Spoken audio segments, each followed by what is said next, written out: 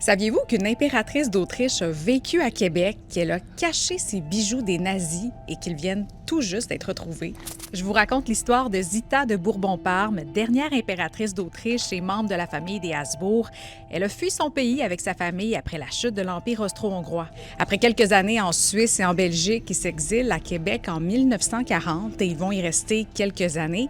En fait, Zita veut que 5 de ses 8 enfants poursuivent leur scolarité en français parce qu'ils l'avaient commencé en Belgique. Ils ont habité juste ici, dans la villa Saint-Joseph à Sillery, maison qui existe encore aujourd'hui. I think they all liked the time in Quebec very much, and my grandmother particularly. Mais ce qui est encore plus fascinant dans toute cette histoire-là, c'est que l'ancienne monarque a caché des bijoux d'une très grande valeur à l'abri des nazis et ils sont restés cachés au Québec. Zita avait fait promettre à ses enfants de garder le secret jusqu'à 100 ans après le décès de son mari, l'empereur Charles Ier. Mais là, le secret est levé. La famille de l'impératrice a fait sortir les bijoux d'une voûte dans une banque du Québec. On y retrouve le diamant florentin de 137 carats, un des plus précieux au monde qu'on croyait perdu depuis une centaine d'années.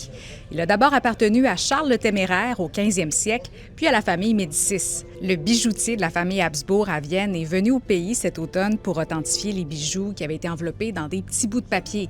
Et certains d'entre eux datent du 18e siècle. Ça, c'est avant le règne de Sissi.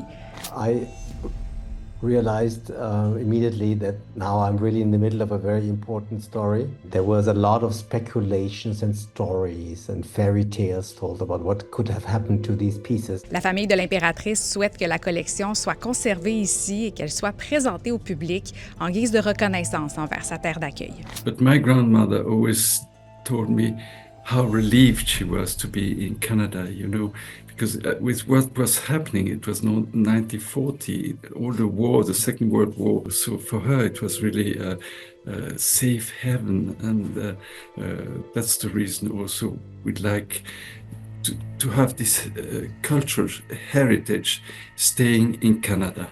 Le ministre de la Culture et des Communications, Mathieu Lacombe, a même dit que ce serait un honneur pour le Musée national des beaux-arts du Québec d'accueillir la collection en raison de son importance historique et de son lien inédit avec la ville de Québec.